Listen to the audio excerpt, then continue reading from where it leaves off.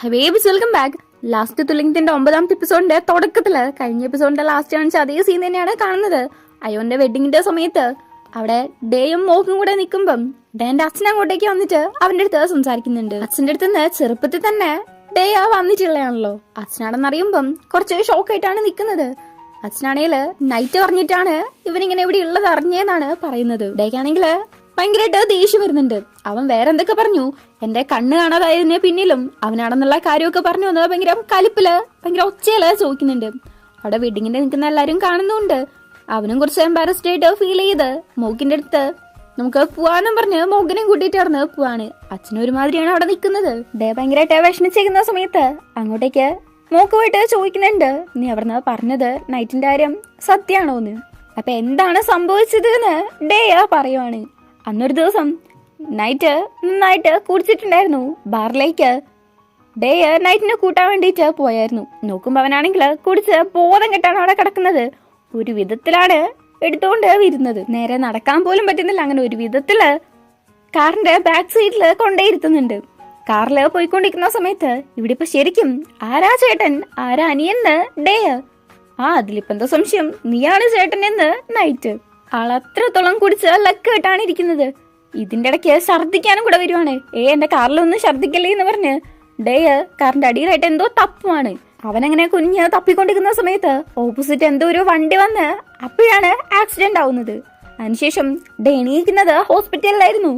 അവിടെ ഹോസ്പിറ്റലിൽ നിന്ന് പറഞ്ഞത് അവന്റെ കോർണിയ ഡാമേജ് ആയിട്ടുണ്ട് എന്നാണ്. ആദ്യമൊന്നും എന്തുവാണ് സംഭവം എന്ന് അവന് മനസ്സിലായില്ലായിരുന്നു.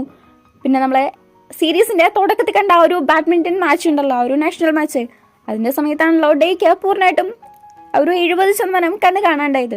ആ ഒരു ടൈമിലാണ് അവനത് മനസ്സിലായത്. അന്ന് നൈറ്റ് അങ്ങനെ കുടിച്ചിട്ടില്ലായിരുന്നെങ്കിൽ ഡേന്റെ കണ്ണിന്റെ കാഴ്ച ഇപ്പൊ ഇങ്ങനെ പോകത്തില്ലായിരുന്നു. അതുകൊണ്ടാണ് നൈറ്റുകാരനാണ് ഇങ്ങനെ സംഭവിച്ചത് എന്ന് ഡേ പറയുന്നതും. അതിനുശേഷം നൈറ്റ് ആ സിറ്റുവേഷൻ മുതലെടുത്ത് ഡേന്റേതായിട്ടുള്ള എല്ലാം നൈറ്റിനെ താക്കുമായിരുന്നു. എന്നിട്ട് അവന് വിഷമമുണ്ടെന്നാണ് പറയുന്നത്. ഇന്ന് ഭയങ്കര ഫീൽ ചെയ്ത് ഡേ പറയുന്നുണ്ട്. ഭയങ്കരമായിട്ട് വിഷമിച്ച് കരയുന്നണക്കാണ് നിൽക്കുന്നത്. മോക്കാണ് ആശ്വസിപ്പിക്കുന്നത്. രാവിലെ ഡേ മോക്ക് അയോന്റെ വൈഫ് പിന്നെ ആ ഒരു ഹോട്ടൽ ഫ്രണ്ട് ഇവരെല്ലാം കൂടെ ആയിരുന്നു ഫുഡ് കഴിക്കുന്ന സമയത്ത് ഇന്നലെ വെഡിങ്ങിന്റെ സമയത്ത് ഒരു സീൻ ക്രിയേറ്റ് ചെയ്തേന് ഡേ സോറി ചോദിക്കുന്നുണ്ട്. അതൊന്നും വലിയ സീനൊന്നും ഇല്ല, എന്തായാലും അതുകൊണ്ടല്ലേ നീയും ഇവിടെ തന്നെയാണ് വളർന്നത് എന്ന് മനസ്സിലായി എന്ന് അയാൾ ചോദിക്കുകയാണ്. ഞാൻ ഒരുപാട് കാലമൊന്നും ഇവിടെ ഉണ്ടായിരുന്നില്ല, ജസ്റ്റ് 3 വയസ്സ് വരെ ഉണ്ടായിരുന്നുള്ളൂ. അധികം ഓർമ്മയൊന്നുമില്ല. ആകെപ്പാട് ഓർമ്മയുള്ളത് അവിടെ ഒരു നൂഡിൽസ് ഷോപ്പ് ഉണ്ടായിരുന്നു എന്നാണ്. അവിടെ സ്വീറ്റ് ആയിട്ടുള്ള ടോഫ് കിട്ടും, അത് അടിപൊളി ടേസ്റ്റ് ആണെന്നൊക്കെ ഡേ പറയുന്നുണ്ട്. അപ്പൊ ആ ഒരു പ്ലേസ് കറക്റ്റ് ആയിട്ടുള്ള എവിടെയാണെന്ന് ഇവരാ പറഞ്ഞു കൊടുക്കുന്നുണ്ട്. നിനക്ക് വേണമെങ്കിൽ അത് മേടിച്ചിട്ട് തരാന്ന് ഹോട്ടൽ ഫ്രണ്ട് പറയുന്ന സമയത്ത് അതിന്റെയൊക്കെ എന്താ ആവശ്യമുള്ളത്, അവന്റെ അമ്മ ഉറപ്പായിട്ടും ഇതൊക്കെ ഉണ്ടാക്കി കുറെ കൊടുത്തിട്ടുണ്ടാവും, അവൻ തിന്ന് അടുത്തിട്ടുണ്ടാവും അയോൻ. ഇല്ല, അമ്മ ലോക്കൽ ഫുഡ് ഉണ്ടാക്കാറേ ഇല്ലെന്ന് ഡേ പറയുവാണ്. ഡേന്റെ അച്ഛൻ വേറൊരു പെണ്ണിന് വേണ്ടിയിട്ട് ഡേന്റെ അമ്മേനെ ഇട്ടിട്ട് പോയതാണ്.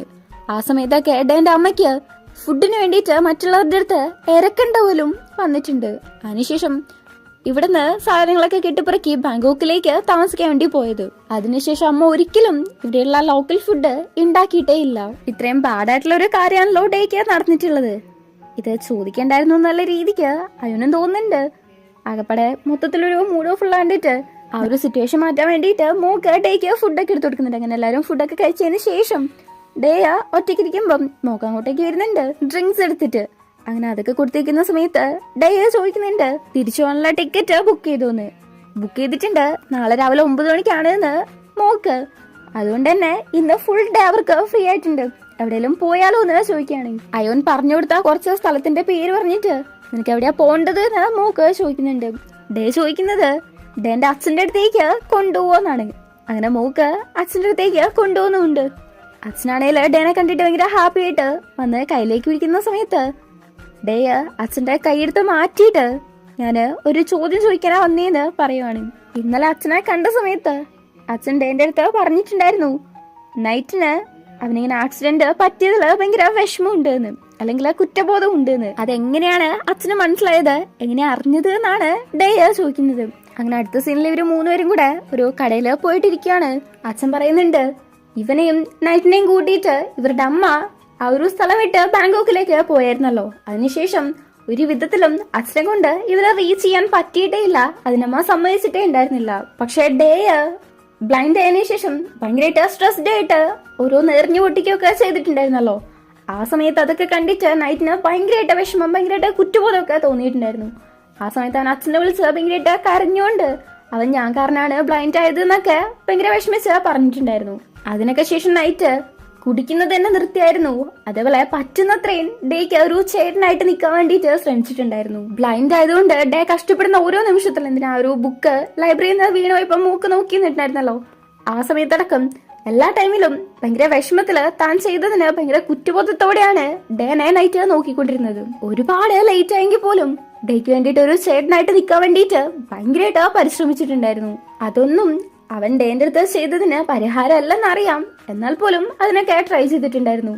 അച്ഛനിപ്പോ ഇങ്ങനെയൊക്കെ പറഞ്ഞു എന്ന് വെച്ച് ഞാൻ അവന്റെ അടുത്ത് ഒരിക്കലും ക്ഷമിക്കാൻ പോകുന്നില്ലെന്ന് ഡേ ഇതൊക്കെ കേട്ടിട്ട് അച്ഛന്റെ അടുത്ത് പറയുന്നുണ്ട്. പക്ഷെ അച്ഛൻ പറയുന്നത് അവന്റെ അടുത്ത് പോലും ഇതുവരേക്കും ക്ഷമിക്കാൻ പറ്റിയിട്ടുമില്ല, ഇനി ഒരിക്കലും അത് നടക്കാൻ പോകുന്നില്ലെന്നാണ്. ഇതേപോലെ തന്നെയായിരുന്നു ഡേന്റെ അച്ഛനും അവന്റെ അമ്മേന്റെ അടുത്ത് ചെയ്തതിനൊക്കെ ഭയങ്കരമായിട്ട് കുറ്റബോധം തോന്നിയിട്ടുണ്ടായിരുന്നു, വിഷമം തോന്നിയിട്ടുണ്ടായിരുന്നു. ഇതുവരേക്കും അക്കാര്യത്തില് സ്വയം ക്ഷമിക്കാൻ അച്ഛന് പറ്റിയിട്ടുണ്ടായിരുന്നില്ല.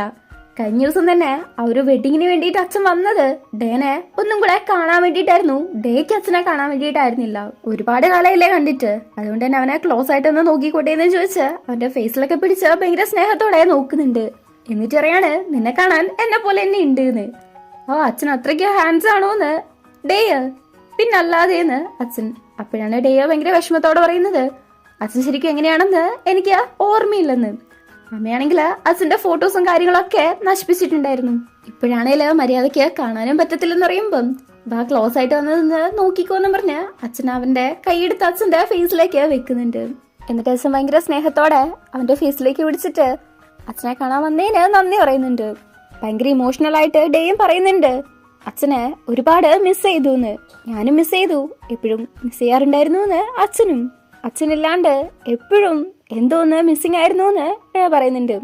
ആ ഒരു പഴയ കാലത്തേക്ക് തിരിച്ചു പോകാൻ പറ്റിയിരുന്നെങ്കിൽ അന്ന് ചെയ്ത ആ തെറ്റിന് പകരമായിട്ട് എന്തും ചെയ്യാൻ ഞാൻ തയ്യാറാണെന്ന് ഭയങ്കര ഇമോഷണൽ ആയിട്ട് തന്നെ അച്ഛനും പറയുന്നുണ്ട്. അങ്ങനെ അച്ഛനും മോനും കെട്ടിപ്പിടിച്ചൊക്കെ നിൽക്കുന്നു. ഈ ഒരു സീനില് ഡേന്റെ ആണെങ്കിലും അച്ഛന്റെ ആണെങ്കിലും ആക്ടിങ് അത്രയ്ക്ക് അടിപൊളിയായിട്ടുണ്ട്. ശരിക്കും പറഞ്ഞാൽ ഈ ഒരു സീൻ കാണുന്ന സമയത്ത് നമ്മുടെ മനസ്സിൽ പോലും ഒരു പെയിൻ വരും. അത്രയ്ക്ക് അടിപൊളിയായിട്ടാണ് ഇവര് ഈ ഒരു ഇമോഷണൽ സീന് അഭിനയിച്ചിട്ടുള്ളത്. അച്ഛനും മോനും തമ്മിലുള്ള പ്രശ്നമൊക്കെ തീർത്ത് പരസ്പരമുള്ള സ്നേഹമൊക്കെ പ്രകടിപ്പിച്ച് നിൽക്കുന്നത് ഭയങ്കര കാര്യമായിട്ട് തന്നെ മോക്കും നോക്കിയിരിക്കുന്നുണ്ട്. അടുത്ത സീനില് നമ്മുടെ മോക്ക് ഭയങ്കര സീരിയസ് ആയിട്ട് കുക്ക് ചെയ്തുകൊണ്ടിരിക്കാണ്. അയോന്റെ വൈഫും കൂടെ തന്നെ ഉണ്ട്. അപ്പോഴാണ് അങ്ങോട്ടേക്ക് ഹോട്ടൽ ഫ്രണ്ട് വരുന്നത്. അസിസ്റ്റന്റ് ഷെഫ് നന്നായിട്ട് പണിയൊക്കെ എടുക്കുന്നുണ്ടല്ലോ എന്ന് ഫ്രണ്ട് ചോദിക്കുന്ന സമയത്ത് പക്ഷേ അവനാണ് മെയിൻ ഷെഫ് എന്ന് അവള്. ഫ്രണ്ട് മോക്കുണ്ടാക്കിയ ഡിഷ് എടുത്ത് തിന്ന് നോക്കുന്നുണ്ട്. നോക്കുമ്പോ അടിപൊളി ടേസ്റ്റ് ആണ്. അങ്ങനെ ഇവരൊക്കെ കൂടി ഇങ്ങനെ ഭയങ്കര കാര്യമായിട്ട് കമ്പനിയായിട്ട് സംസാരിച്ചുകൊണ്ടിരിക്കുകയാണ്. അടുത്ത സീനില് എല്ലാരും കൂടെ ഫുഡ് കഴിക്കാണ്. ഈ സമയത്തും തിന്നു നോക്കിയിട്ട് നിനക്ക് എന്തൊരു ടാലന്റ് ആണ്, അടിപൊളിയായിട്ടുണ്ട് എന്ന് ഫ്രണ്ട് മോക്കിന്റെ അടുത്ത് പറയുന്നുണ്ട്. ഈ ഒരു ഡിഷ് വെച്ച് ഇവിടെ നിന്നതിനുള്ള കോസ്റ്റ് ആയില്ലേന്ന് തമാശക്ക് നമ്മുടെ മോക്കും ചോദിക്കുന്നുണ്ട്. അതിനിപ്പം കുഴപ്പം, നീ വേണമെങ്കിൽ ഈ മാസം മൊത്തത്തിൽ ഇവിടെ നിന്നോന്ന് അയോൺ.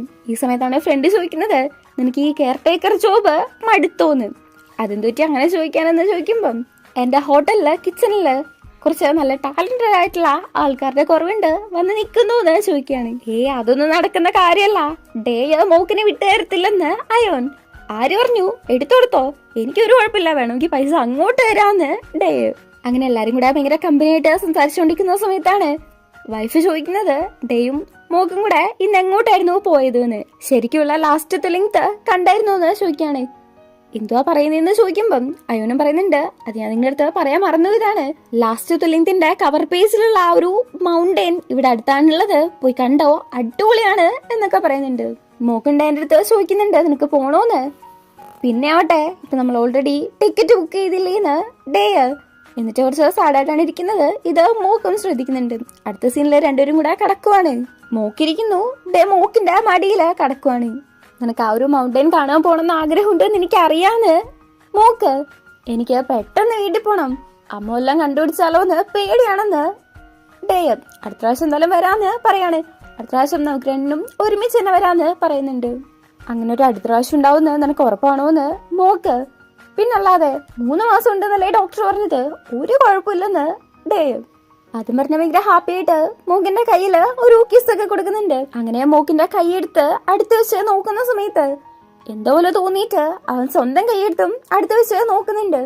അവൻ നോക്കുന്ന രീതിയും ടെൻഷൻ ആവുന്നതും വറീഡ് ആവുന്നതൊക്കെ കണ്ടിട്ട് കുറച്ചും കൂടെ ഡോക്ടർ പറഞ്ഞതിനെക്കാട്ടും നേരത്തെ തന്നെ അവന്റെ കാഴ്ച മങ്ങുന്നുണ്ടെന്നാണ് തോന്നുന്നത്.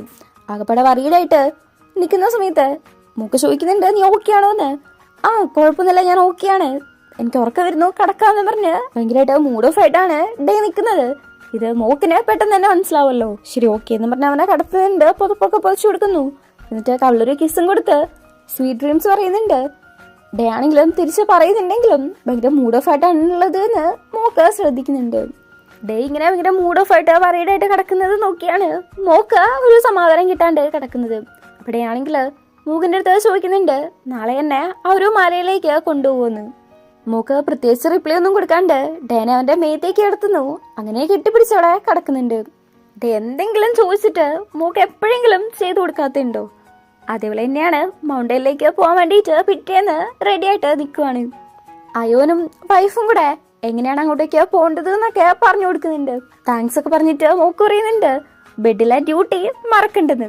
പിന്നെ ഇല്ലാതെ ഞാൻ കാര്യമായിട്ടതൊക്കെ ചെയ്യുന്നുണ്ട് എന്ന് അയോൻ. നിങ്ങളുടെ പിള്ളേരുടെ കൂടെ കളിക്കാൻ വേണ്ടിയിട്ട് ഞാൻ ഈഗർലി വെയിറ്റിംഗ് ആണെന്ന് നമ്മുടെ പയ്യന്മാർ പറയുന്ന സമയത്ത് ഒന്നും കൊണ്ട് വിഷമിക്കണ്ട, ബേബി ഓൺ ദ വേ ആണെന്ന് അയോൻ. വെഡിങ്ങിന് വന്നവർക്ക് വേണ്ടിയിട്ട് ഒരു ഗിഫ്റ്റ് കണക്ക് കൊടുത്തിട്ടുണ്ട്, അത് മറക്കരുതെന്ന് പറഞ്ഞിട്ട് അവരാണെങ്കിൽ ഇവര് തന്നെ കൊടുത്ത ഒരു ലാസ്റ്റ് തുളിങ്ങിന്റെ ബുക്ക് എടുത്ത് കൊടുക്കാണ്. എല്ലാ ഗിഫ്റ്റിനും അങ്ങനെ കൊടുക്കുന്നുണ്ട്, പക്ഷെ ഇവർക്ക് ഇതിനെക്കാട്ടും നല്ലൊരു ഗിഫ്റ്റ് കൊടുക്കാനേ ഇല്ല. അതുകൊണ്ടാണ് ഇത് തന്നെ കൊടുക്കുന്നത്.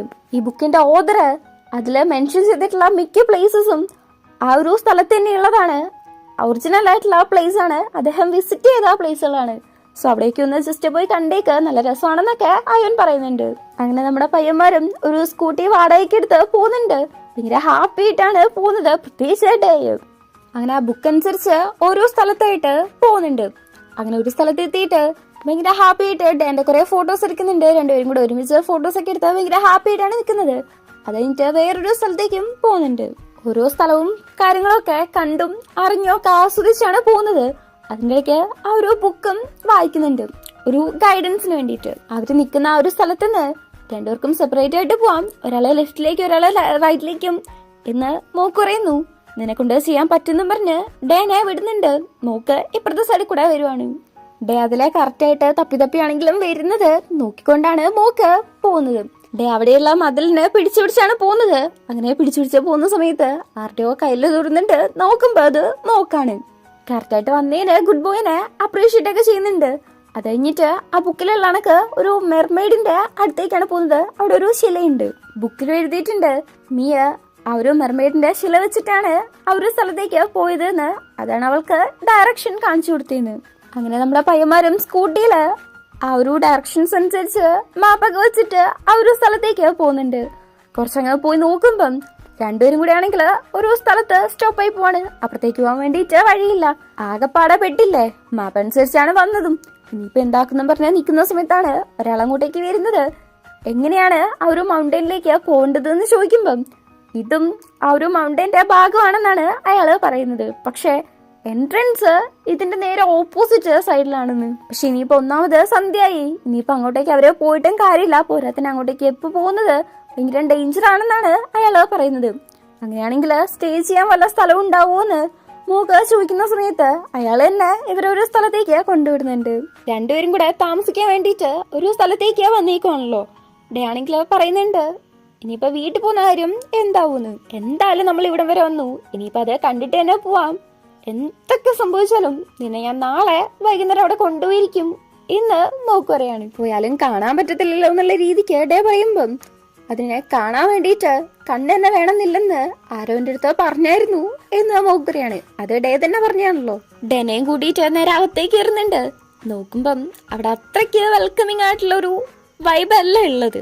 ലേശം പേടിച്ചണക്ക് മോക്ക് കേൾക്കുമ്പം എന്താണ് നിനക്ക് പേടിയാണോ, എന്നാ പിന്നെ ഞാൻ ലീഡ് ചെയ്യാന്ന് പറഞ്ഞ് ഡേ മുന്നിൽ അങ്ങ് നടക്കുവാണ്. റിസപ്ഷനിലേക്ക് എത്തുന്ന സമയത്ത് കറക്റ്റായിട്ട് അങ്ങോട്ടേക്ക് ഒരു ലേഡി വരികയാണ്.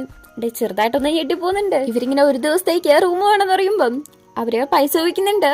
500 ഇപ്പൊ തന്നെ തരാനും പറയുന്നുണ്ട്.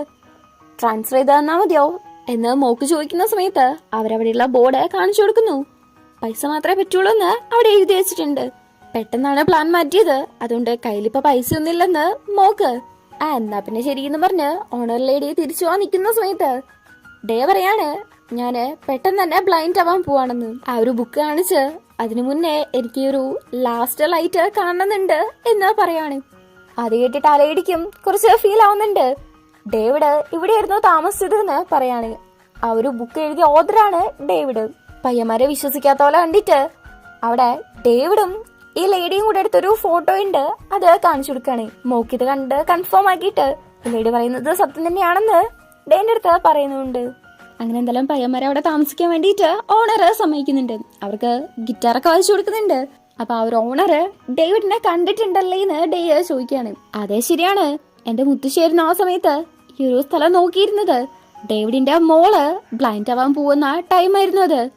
അപ്പൊ ലോകം മൊത്തം ചുറ്റി കാണാൻ വേണ്ടിയിട്ടായിരുന്നു അവരിവിടെ വന്നത്. ആ ഒരു യാത്ര അവസാനിച്ചത് ഈ ഒരു മൗണ്ടെയിനിലാണെന്ന് ഓണർ. അപ്പൊ ആ ഒരു ബുക്ക് എഴുതാനുള്ള ഇൻസ്പിറേഷൻ ഇവിടെ നിന്നാണ് കിട്ടിയതെന്ന് ഇവർക്ക് മനസ്സിലാവുന്നുണ്ട്. അതിൽ ആ ഒരു മീ എന്ന് പറയുന്ന ക്യാരക്ടർ ഡേവിഡിന്റെ മോളാണെന്നാണ് ഓണർ പറയുന്നത്. ആ ബുക്കിന്റെ ലാസ്റ്റ് പേജ് ഇല്ലാത്തത് ഭയങ്കര കഷ്ടമായി പോയി. അതിന്റെ എൻഡിങ് എന്താണെന്ന് അറിയത്തില്ലല്ലോ എന്ന് ഭയങ്കര ഫീൽ ചെയ്ത് മോക്ക് പറയുന്നുണ്ട്. അങ്ങനെ ഓണർ അവിടുന്ന് ടേബിള് വൃത്തിയാക്കാൻ വേണ്ടിട്ടെന്ന് പറഞ്ഞ് എണീറ്റ് പോവാൻ നിൽക്കുമ്പം മോക്കും ഹെൽപ്പ് ചെയ്യാൻ വേണ്ടിട്ട് പോകുന്നുണ്ട്. അവര് പോയി കഴിയുമ്പം ഡേ അവിടെ ഇരിക്കുന്ന ഗിറ്റാർ എടുത്ത് വെച്ച് വായിച്ച് പാട്ട് പാടിക്കൊണ്ടിരിക്കാണ്. അപ്പാണ് അങ്ങോട്ടേക്ക് നമ്മുടെ മോക്ക് വരുന്നത്. കുറച്ചേരം അത് കേട്ട് ആസ്വദിച്ചേക്കുന്നുണ്ട്. ഡേ പാട്ട് പാടി കഴിയുമ്പം കയ്യും കൂട്ടി അടുത്ത് വന്നിരിക്കുന്നുണ്ട്. നിനക്ക് ഇതും അറിയായിരുന്നോ? അപ്പൊ എന്റെ ബോയ് ഫ്രണ്ട് ഒരു നാഷണൽ ബാഡ്മിന്റൺ പ്ലെയർ മാത്രമായിരുന്നില്ല, ഒരു മ്യൂസിഷ്യൻ കൂടിയാണല്ലേ എന്ന് മോക്ക്. ഞാൻ ആദ്യമായിട്ട് ഇങ്ങനെ മറ്റൊരാൾക്ക് വേണ്ടിയിട്ട് പാടുന്നത് എന്ന് ഡേ. ഇവിടെ വന്നതിന് ശേഷം നമുക്ക് ഒരുപാട് ഫസ്റ്റ് ഉണ്ടായിട്ടുണ്ട് എന്ന് മോക്ക്. ബീച്ചില് ബോധം കെട്ടേർന്ന് ഉറങ്ങിയത്, ആ ഒരു ഓട്ടോറിക്ഷ പോലത്തെ ആ ഒരു റൈഡില് കയറിയത്, ഇവിടെ മാത്രം കിട്ടുന്ന ആ ഒരു ടോക്കാവ് എന്ന് പറയുന്ന ഫുഡ് ഒരുമിച്ച് കഴിച്ചത്, അതുപോലെ ഡാൻസ് കളിച്ച് ചെയ്യുന്ന തുടങ്ങി ഒരുപാട് കാര്യങ്ങള് ഇവർ ആദ്യമായിട്ട് ചെയ്തിട്ടുണ്ടല്ലോ. ഈ കാര്യം മോക്ക് പറയുന്ന സമയത്ത് ഇന്ന് നൈറ്റ് മറ്റൊരു ഫസ്റ്റ് കൂടെ എനിക്ക് അനുഭവിക്കണം എന്ന് ഡേ പറയാണ്. എന്നിട്ട് മോക്കിന്റെ കയ്യിലേക്ക് പിടിക്കുന്നു. ഡേ എന്താണ് ഉദ്ദേശിക്കുന്നതെന്ന് മോക്കിന് മനസ്സിലാവുന്നുണ്ട്. അങ്ങനെ നേരെ റൂമിൽ പോയിട്ട് പിന്നെ നോക്കാനാ ഫുള്ള് റൊമാൻസ് തന്നെയാണ്. പക്ഷെ ഭയങ്കര ഹാർഡായിട്ടൊന്നുമില്ല, ഭയങ്കര സോഫ്റ്റ് ആയിട്ട്. ഒരു റിലേഷൻഷിപ്പില് സെക്സ് വേണം, പക്ഷെ സെക്സ് മാത്രം ആവരുത് റിലേഷൻഷിപ്പ് എന്ന് തെളിയിക്കുന്ന ഒരു സീരീസ് ആണിത്. ഇത്രയും കണ്ടെടുത്തോളം അങ്ങനെയാണ് സെക്സിനോ അല്ലെങ്കിൽ റൊമാൻസിനോ അല്ല കൂടുതൽ പ്രാധാന്യം കൊടുക്കുന്നത്. സ്റ്റോറിക്ക് അല്ലെങ്കിൽ ഇവരുടെ ഫീലിങ്സിനാണ് കൂടുതൽ പ്രാധാന്യം കൊടുക്കുന്നത്. അത് തന്നെയാണ് എനിക്ക് ഈ സീരീസിൽ ഏറ്റവും ഇഷ്ടപ്പെട്ട കാര്യവും. പിറ്റേന്ന് രാവിലെ ഡേ കിടന്നുറങ്ങാണ്. ആ സമയത്ത് മോക്ക് എപ്പോഴും ഇങ്ങനെ ഒരു കൈ അകലത്തില് വെച്ചിട്ട് നോക്കല്ലോ, അതേ കണക്ക് നോക്കുന്നുണ്ട്. എന്താണ് ഒളിഞ്ഞു നോക്കുകയാണോന്ന് ഡേ. ഞാനെന്തിനാ ഒളിഞ്ഞു നോക്കുന്നേ? ഇന്നലെ നിന്റെ ബോഡിയുടെ ഫുള്ളായിട്ട് ഓരോ പാർട്ടി ഞാൻ കണ്ടതല്ലേന്ന് മോക്ക്. ചിരിച്ചുകൊണ്ട് തന്നെ ഡേ എണീക്കുന്നുണ്ട്. എന്നിട്ട് പറയാണ്, പക്ഷെ ഞാൻ നിന്റെ ബോഡി കണ്ടില്ലെന്ന്. എന്നാ പിന്നെ ബാ നമുക്കൊന്നുകൂടെ ട്രൈ ചെയ്യാം, അപ്പൊ കാണാൻ പറ്റുമായിരിക്കുന്ന മോക്ക്. അങ്ങനെ പറഞ്ഞിട്ട് ഭയങ്കര റൊമാൻറ്റിക് ആയിട്ട് കിസ് ചെയ്യാൻ വേണ്ടി അടുത്ത് വരെ വരുന്നുണ്ട്. അപ്പൊ പെട്ടെന്ന് ഡേ ചുണ്ടില് കൈ വെച്ചിട്ട് എല്ലാ കാര്യത്തിലും ഫസ്റ്റ് ടൈം ഒരേ ഒരു പ്രാവശ്യം ഉണ്ടാവുള്ളൂ എന്ന് ഡേ ഉറപ്പാണോന്ന് മോക്ക് ചോദിക്കുന്നുണ്ട്. സംഭവം ശരിയില്ലെന്ന് മനസ്സിലാക്കിയിട്ട് ഡേ എണീറ്റ് പോവാൻ നിൽക്കുന്ന സമയത്ത് മോക്ക് പിടിച്ചു വെച്ചിട്ട് കവളില് റിപ്പീറ്റ്ലി കിസ് ചെയ്തോണ്ടിരിക്കുന്നുണ്ട്. ഭയങ്കര ഹാപ്പി ആയിട്ട് തന്നെയാണ് ഡേ നിൽക്കുന്നത്. അത് കഴിഞ്ഞിട്ട് ഇവര് നേരെ ആ ഒരു മൗണ്ടനിലേക്ക് കയറാൻ വേണ്ടിയിട്ട് ഓണറോട് പറയുന്നുണ്ട്. ഓൾറെഡി തന്നെ ഒരു ഭയങ്കര കമ്പനിയാണല്ലോ. അങ്ങനെ സംസാരിച്ചിട്ട് ഓണർ നേരെ അവളുടെ ലാസ്റ്റ് തെലുങ്കിന്റെ ബുക്ക് എടുത്ത് നമ്മുടെ പയ്യന്മാർക്ക് കൊടുക്കാണ്. എടുത്ത് നോക്കുമ്പം അതില് ലാസ്റ്റ് പേജ് ഉണ്ട്. പയ്യന്മാരെ രണ്ടുപേരും ഭയങ്കരമായിട്ട് ഇങ്ങനെ ഹാപ്പി ആവുന്നു. പക്ഷെ അതിന്റെ ഇടയ്ക്കാണ് മോക്ക് ശ്രദ്ധിക്കുന്നത് ആ ബുക്കില് ഡേവിഡ് സൈൻ ചെയ്തിട്ടുണ്ട് എന്ന്. അപ്പൊ നമ്മുടെ ഡേയും പറയുന്നുണ്ട്, ഇത് നിങ്ങൾക്ക് ഇമ്പോർട്ടന്റ് ആയിട്ടുള്ള ഒരു കാര്യമാണ്, അത് കയ്യിൽ തന്നെ വെക്കുന്നതാണ് നല്ലത്, ഞങ്ങൾക്ക് തരണ്ടെന്ന്. അവർക്കും വിഷമാവെന്ന് പറയാണ്. ഇവരിങ്ങനെ പറയുന്ന കേട്ടിട്ട് അവളാണെങ്കിൽ നേരെ ആ ഒരു പേജ് പറിച്ചെടുക്കുവാണ്. അങ്ങനൊന്നും ചെയ്യല്ലേന്ന് ഇവര് പറഞ്ഞു തീരുമ്പോഴേക്കും അത് ഓൾറെഡി പറിച്ചു കഴിഞ്ഞു. ഇത് എന്നെ കാട്ടും ആവശ്യം നിങ്ങൾക്കാണെന്ന് ഓണർ. ശരിന്ന് ഹാപ്പി ആയിട്ട് അവര് മേടിക്കുന്നുണ്ട്. അപ്പോഴാണ് ഡേ ചോദിക്കുന്നത്, ഇതിന് ഹാപ്പി എൻഡിങ് ആണോന്ന്. അത് കൊള്ളാം, ഇതറിഞ്ഞാല് വായിക്കാൻ പിന്നെ എന്താ ഇൻട്രസ്റ്റ് ഉണ്ടാവാന്ന് പറഞ്ഞ് ആ ഒരു ബുക്ക് തിരിച്ചു മേടിക്കാൻ നോക്കാണ്. നിങ്ങൾക്ക് വേണമെങ്കിൽ അതങ്ങ് തിരിച്ചു വന്നേക്കുന്നത്. നമ്മുടെ പയ്യന്മാർക്കാണോ അത് വേണ്ടാത്തത്? അങ്ങനെ ഭയങ്കര ഹാപ്പി ആയിട്ട് സംസാരിച്ച് അവിടെ നിന്ന് പോകുന്നുണ്ട്. ആ ഒരു മൗണ്ടന്റെ താഴെ എത്തുന്ന സമയത്ത് ഡേ ചോദിക്കുന്നുണ്ട്, നമ്മളിപ്പോ ചെയ്യുന്നത് വട്ടായിട്ട് നിനക്ക് തോന്നുന്നുണ്ടോന്ന്? അതേ തോന്നുന്നുണ്ട്, പക്ഷെ ഇതിന്റെ റിസൾട്ട് വളരെ മനോഹരമായിട്ടുള്ള ഒരു ക്ലൗഡ് ആയിരിക്കുന്ന നമ്മുടെ ചിക്കൻ. അങ്ങനെ രണ്ടുപേരും കൂടെ ആ ഒരു മലേന്റെ മണ്ടയിലേക്ക് നടക്കുന്നുണ്ട്. ഒരുപാട് നടക്കുന്നുണ്ട്. മോക്കാണെങ്കിൽ ഡേനെ മരമൊന്നും ഇടിക്കാണ്ട് ഭയങ്കര കെയറിങ് ആയിട്ടാണ് കൂട്ടിക്കൊണ്ടുപോകുന്നത്. കുറെ നടന്ന് ഡേ മടിക്കുന്ന സമയത്ത് അവിടെ ഒരു സ്ഥലത്ത് ഇരുത്തുന്നുണ്ട്. വെള്ളമൊക്കെ കൊടുത്ത് നിൽക്കുന്ന സമയത്താണ് നൈറ്റിന്റെ അടുത്ത് നിന്ന് കോൾ വരുന്നത്. ഞാൻ വിളിച്ചെടുക്കണം, അർജന്റ് ആയിരിക്കുന്ന പറഞ്ഞിട്ടുണ്ടായിരുന്നല്ലോ. ലക്ഷം മാറിയെന്ന് മോക്കും അത് അറ്റൻഡ് ചെയ്യുന്നുണ്ട്. നിങ്ങളിത് എവിടെയാ? ഇന്ന് രാത്രി അമ്മ വരുന്നാണ് നൈറ്റ് പറയുന്നത്. ഒരു ദിവസം കൂടെ ടൈം തരാവോന്ന് മോക്ക്. എന്തോ നീ പറയുന്ന വല്ല ബോധം ഉണ്ടോന്ന് നൈറ്റ് ചോദിച്ച് തീർക്കുമ്പോഴേക്കും പ്രത്യേകിച്ച് റിപ്ലൈ ഒന്നും കൊടുക്കാതെ നമ്മുടെ ചെക്കൻ കോൾ കട്ട് ചെയ്തിട്ട് നേരെ ഡേന്റെ അടുത്തേക്ക് പോവാണ്. പൂജയെ വിളിച്ചെന്ന് പറയുന്നു. അത് നൈറ്റ് ആണെന്ന് എനിക്ക് മനസ്സിലായി. ഇപ്പൊ നമുക്ക് തിരിച്ച് വീട്ടിലേക്ക് പോവാന്ന് ഡേയ് കണ്ടിന്യൂ ചെയ്യാൻ തന്നെയാണ് മോക്ക് പറയുന്നത്. ഡേക്ക് വിഷൻ നഷ്ടപ്പെട്ടുകൊണ്ടിരിക്കുകയാണെന്നുള്ള കാര്യം മനസ്സിലായെന്ന് പറയുവാണ്. അതേ ശരിയാണ്, അച്ഛനെ കണ്ടതിന് ശേഷം എന്റെ വിഷൻ ഭയങ്കര വോഴ്സ് ആയിക്കൊണ്ടിരിക്കുകയാണെന്ന് ഡേയും പറയുന്നു. അമ്മ ഇന്ന് വരും, വെറുതെ ഇന്ന് പോവാണ്ട് നാളെ നിനക്കും കൂടെ പ്രശ്നം ഉണ്ടാക്കാൻ ഞാൻ ആഗ്രഹിക്കുന്നില്ലെന്ന് ഡേ പറയാണ്. എന്നെ സംബന്ധിച്ച് ഇന്ന് മാത്രമേ ഉള്ളൂന്ന് മോക്ക്. അങ്ങനെ രണ്ടുപേരും കൂടെ മല കയറുന്നത് പിന്നെയും കണ്ടിന്യൂ ചെയ്യാണ്. മലയിൽ കൂടെയല്ല കയറുന്നത്, കുറെ കല്ലും കാര്യങ്ങളൊക്കെ ഉണ്ട്. മോക്കാണെങ്കില് ഡേന്റെ കാലിൽ തട്ടാണ്ട് ഓരോന്നും മാറ്റി മാറ്റിയാണ് കൊണ്ടുപോകുന്നത്. അങ്ങനെ പോയിക്കൊണ്ടിരിക്കുന്ന സമയത്ത് ഡേ പറയുന്നുണ്ട്, എന്തുകൊണ്ടാണ് അവന് ഈ ഒരു ബുക്ക് റെക്കമെൻഡ് ചെയ്തതെന്ന്. ഡേയും മീനെ പോലെ തന്നെയാണ് ബ്ലൈൻഡ് ആയതിനു ശേഷം റൂമിൽ തന്നെ ഒറ്റപ്പെട്ടിരുന്ന് ഓൾമോസ്റ്റ് ലോകത്തിന്ന് അവന്റെ ആ ഒരു ട്രേസ് പോകുന്ന കണക്കായിരുന്നു ഉണ്ടായിരുന്നത്. മോക്ക് ഡേന്റെ ജീവിതത്തിലേക്ക് വരുന്നവരെയും അങ്ങനെ തന്നെയായിരുന്നു. മോക്കാണ് അവനെ ആ ഒരു റൂമിൽ നിന്ന് പുറത്തേക്ക് ഇറങ്ങിയത്, പിന്നെ വീട്ടിൽ നിന്ന് പുറത്തേക്ക് ഇറക്കിയതും. അത് മാത്രല്ല, ഇപ്പോഴാണ് ഈ ഒരു കണ്ണ് കാണാണ്ടായ സമയത്താണ് ലോകത്തെ വളരെ നന്നായിട്ട് കാണാൻ പറ്റുന്നത്, ക്ലിയർ ആയിട്ട് കാണാൻ പറ്റുന്നതെന്നാണ് ഡേ പറയുന്നത്. സൂര്യപ്രകാശം മുഖത്തടിക്കുന്നതും തണുത്ത കാറ്റിനെ ഫീൽ ചെയ്യാൻ പറ്റിയതും ആ ഒരു ഫ്ലവേഴ്സിന്റെ മണം ഫീൽ ചെയ്യാൻ പറ്റിയതും എന്ന് തുടങ്ങി എല്ലാ കാര്യവും. പക്ഷെ ഇനി അതൊന്നും നടക്കാൻ പോകുന്നില്ല എന്നുള്ള രീതിക്ക് നമ്മുടെ ചിക്കൻ പറയുമ്പം, അങ്ങനെയല്ല, നിനക്ക് ഒരുപാട് കാര്യങ്ങള് ഇനിയും കാണാനുണ്ട്. ഇന്ന് അറ്റ്ലീസ്റ്റ് ഈ ഒരു ലാസ്റ്റ് തുലിങ്തെങ്കിലും കാണാന്ന് നോക്ക്. അങ്ങനെ ഒരുപാട് സംസാരിച്ച് ഭയങ്കര കെയറിങ് ആയിട്ടാണ് ഡെനയും കൊണ്ട് മോക്ക് പോകുന്നത്. അങ്ങനെ മേലെ എത്തുന്നുണ്ട്. ജസ്റ്റ് ഒരു 1/2 മണിക്കൂറും കൂടിയേ ഉള്ളൂ സൺസെറ്റ് ആവാൻ വേണ്ടിയിട്ട്. ഈ ഒരു ടൈമില് ആ ഒരു ലാസ്റ്റ് തുലിങ്തിന്റെ ലാസ്റ്റ് ഭാഗം ആ ഒരു എൻഡിങ് വായിക്കുമോന്ന് ഡേയ ചോദിക്കാണ്. മോക്കും വായിക്കുന്നുണ്ട്.